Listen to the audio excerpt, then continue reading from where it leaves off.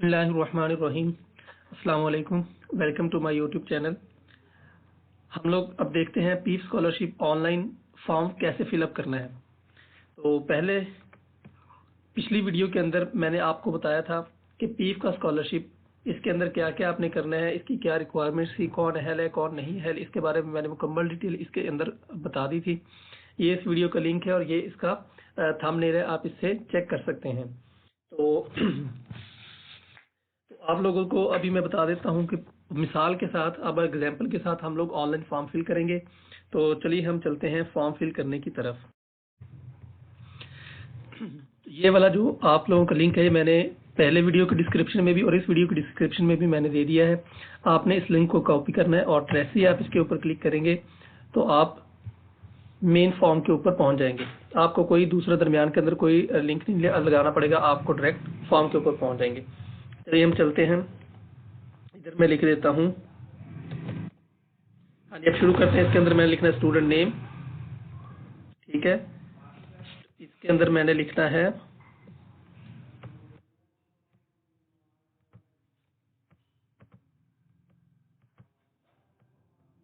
ये, हाँ अब आप पूरा इधर मैं लिख देता हूँ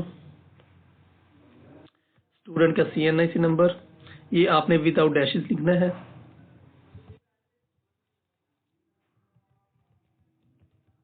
ठीक है। उसके बाद आपने अपना जेंडर सेलेक्ट करना है, मेल या फीमेल। फादर नेम, उसके बाद आपने अपने वालिद का लिखना है।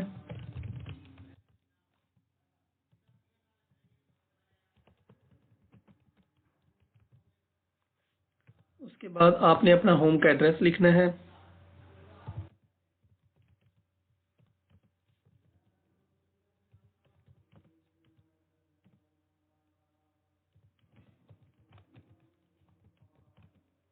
जो भी आपके घर का मुकम्मल एड्रेस उसको लिखना है।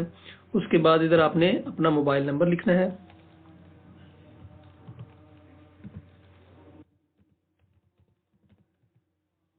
ठीक है।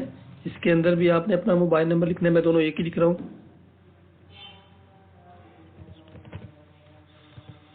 उसके बाद अब आ गया एकेडमिक इन्फॉर्मेशन, आपने सेलेक्ट ईयर, ये सिर्फ 2023 वाले कर सकते हैं।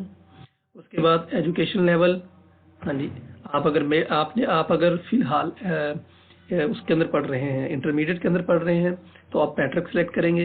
और अगर आप ग्रेजुएशन में हैं तो आप इंटरमीडिएट सेलेक्ट करेंगे। मैं कर देता हूँ मैट्रिक। इधर से आपने बोर्ड का नाम सेलेक्ट करना है, मैं कह देता हूँ कि मैंने सरगोधा से किया है। अब आपने अपना रोल नंबर यहाँ पर लिख देना है, ठीक है।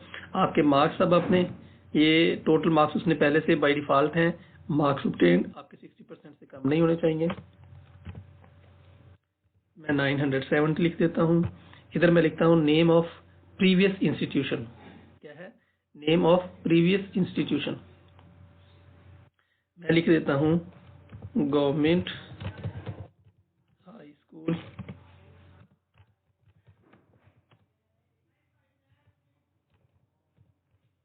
जीवन शाह,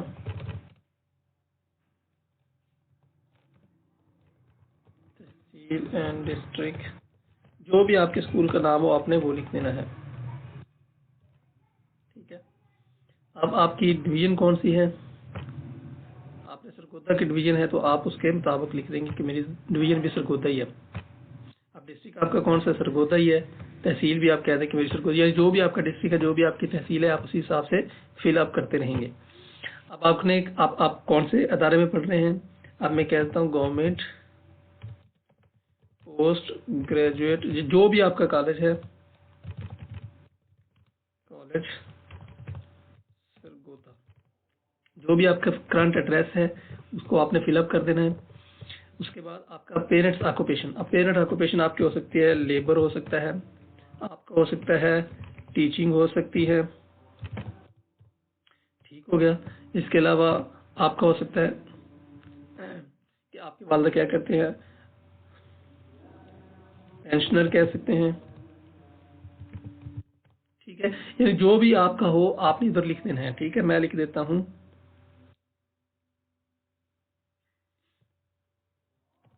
पेंशनर, ठीक है। तो अब आप मंथली इनकम कह दें मेरे पास है जनाब 50,000। अब आपने 60,000 से ज़्यादा नहीं लिखना, ठीक है। अब आपकी टोटल मंथली इनकम होनी चाहिए आपकी वालदा की और सारे हर एक की तरफ से, क्योंकि आपके वालिद की डेथ हो चुकी तो आपने कहना किस तरह। और अगर आपके वालिद मौजूद है आपने इधर लिख देना है लेबरर, और आपने इधर लिख देना है 50,000 40,000 जितना भी आप लिख सकते हैं। अब चूंकि मैंने ये पेंशनर वाला किया तो मैं कर देता हूँ ये वाला, ऑर्फन वाला आप ये वाला कर सकते हैं। अब यहाँ पर ये वाला काम यहाँ से शुरू हो जाता है। हाँ जी, उसने कहा है कि आपने पीडीएफ फाइल ऑन नहीं करनी है और फाइल की साइज 2 MB होनी चाहिए। ठीक हो गया। तो यहाँ से हमने डेट ऑफ डेथ भी उसका सिलेक्ट करना है और साथ में डेथ सर्टिफिकेट भी देना है। मैं कह देता हूँ कि डेट ऑफ डेथ हम कह देते हैं, यानी जो भी आपका डायरेक्ट है आप इधर से सिलेक्ट करेंगे इसको ऐसे, ये नवंबर उसके बाद 23, फिर उसके बाद ये पीछे चलता रहेगा। आप यहाँ से आकर ये देखिए 2023 है आपका, कब हुआ है,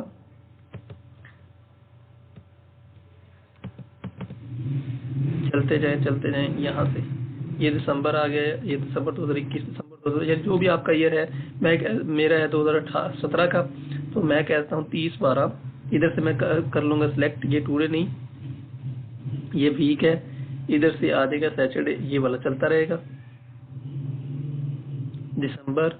अब आ जाएगा नवंबर, अक्टूबर, यानी जो भी आपका ईयर है वो आप सिलेक्ट करते जाएंगे। ये देखें, ये जनवरी 2024, ये नवंबर, ये आगे 2022। यहाँ से आपने करना है साल का, यहाँ से आपने करना है मंथ का। तो ये आ गया आपके पास, ये मैंने पहले निकाल लिया साल, ठीक है, ये टुडे आ गया। अब दोबारा से करना है तो यहाँ से चलेंगे, ये आ जाएगा दिसंबर 2022, मैंने 2018 पे जाना है तो यहाँ पर मैं डायरेक्ट चला गया 2018 पे। उसके बाद मुझे चाहिए अक्टूबर, तो ये आ गया नवंबर, और ये आ गया अक्टूबर, और अक्टूबर की मुझे चाहिए 24 तारीख, तो ये आ गया। तो इस तरह आप इसको कर सकते हैं, 24 अक्टूबर 2018। और अब आ जाएगा ये वाला काम। अब इसके लिए 2 तरीके हैं, अब तो 3-4 तरीके हैं पीडीएफ के लिए। एक तो आपने पहले ये वाला काम आपने पहले से करके रखना है। तो पहले से करने के लिए मैंने इसलिए नहीं किया कि मैं आपको सिखाना चाहता था कि आपने पीडीएफ कैसे करना। सबसे पहला काम तो ये है कि आप अपने मोबाइल के ऊपर प्ले स्टोर के अंदर जाकर कैम स्कैनर करें और वहां से आप उसकी तस्वीर बनाएंगे तो उसको पीडीएफ की फॉर्म में कर लें, शेयर कर लें और बाद में कंप्यूटर पे ले आए।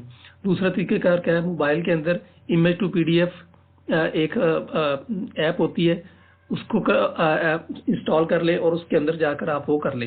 लेकिन कंप्यूटर के अंदर मैं आपको तरीका बता देता हूँ कि आपने क्या करना है। आपने यहाँ पर जाना है, इधर लिखना है इमेज टू पीडीएफ, ठीक है। इसके ऊपर जैसे ही आप जाएंगे तो ये आ जाएगा आपके पास। अब यहाँ पर आप जो भी इसके अंदर जिसके ऊपर भी आप क्लिक करेंगे, पहले वाले पर क्लिक कर दें, इधर से सिलेक्ट करें। सिलेक्ट इमेज के बाद आप लोग चले जाए, मैंने डेस्कटॉप के ऊपर रखा हुआ है, ठीक है।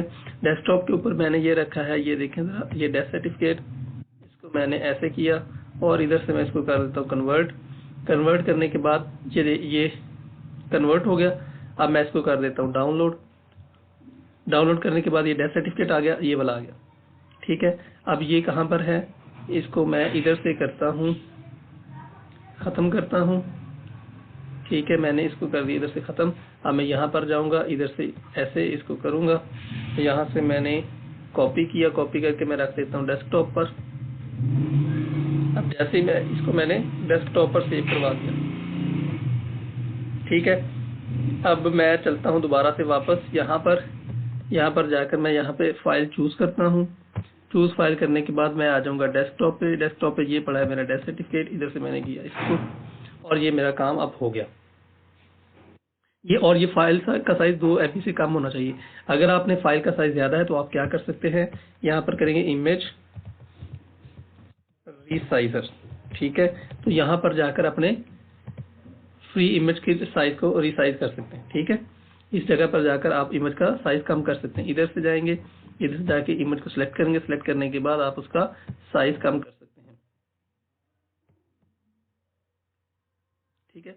ये पहले 29 KB की थी, तो आप इसका साइज इधर से हाइट और विड्थ ये सारा कम करने के बाद आप इसको साइज को इधर से चेक करें, आपको कितना चाहिए। आप इधर बता देंगे मुझे इतने का चाहिए तो आप उतना लिख सकते। आप कह देंगे मुझे 1500 KB का चाहिए तो वो 1500 KB का कर देगा, ठीक है। अच्छा चलिए हम चलते हैं फॉर्म की तरफ। तो मैंने ये फॉर्म सारा मेरा मुकम्मल हो गया। आप दोबारा से एक दफे इसको रीचेक कर ले कि कोई मिसिंग तो नहीं है या कोई गलत तो नहीं है, कोई स्पेलिंग वगैरह। ये डायरी वाला अभी हम लोगों ने फिल नहीं किया है, इसके बारे में मैं अभी आपको बताता हूँ। अच्छा जी, अब हम करते हैं इसको सबमिट। वो कहता है चेक कर लें कि अपना नाम, ये सारा कुछ आपका ठीक है। मैं कह देता हूँ कि हाँ जी ठीक है जी।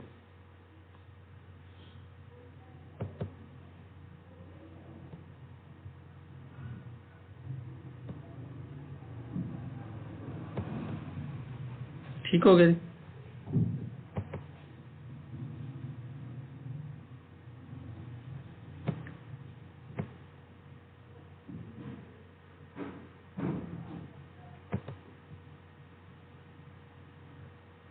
ये इधर कोई मसला आ गया।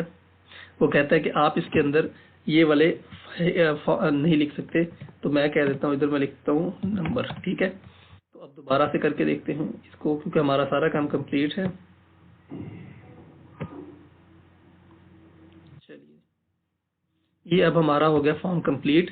तो अब क्या करना है, आपने ये वाला जो नंबर है, ये वाला जिसे डायरी नंबर हम कहते हैं, इसको आपने संभाल के रखना है।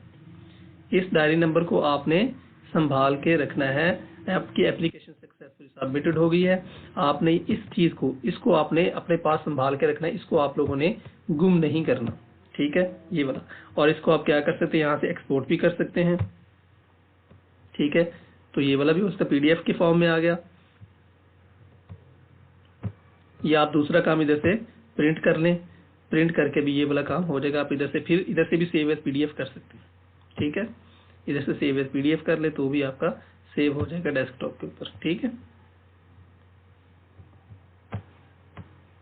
ये आपका पूरा एप्लीकेशन अब मुकम्मल हो चुकी है। तो उम्मीद है कि आप लोगों को एप्लीकेशन फॉर्म सबमिट करने की मुकम्मल तफसीलात की समझ आ गई होगी। इसके अंदर आप लोगों को कोई कन्फ्यूजन हो तो इसके बाद भी आप मुझसे कांटेक्ट कर सकते हैं। मैंने इस वीडियो के अंदर भी दूसरी वीडियो का लिंक डाल दिया, ताकि आप जितनी भी उसके अंदर आप की अहलियत या दूसरा प्रोसेस है वो आप, या लास्ट डेट वगैरह है, वो सारी आप उसके ऊपर चेक कर सकें। तो उम्मीद है कि आप लोगों को इसकी समझ आ गई होगी। Okay, thank you so much. अल्लाह हाफिज़, फ़ी अमान अल्लाह।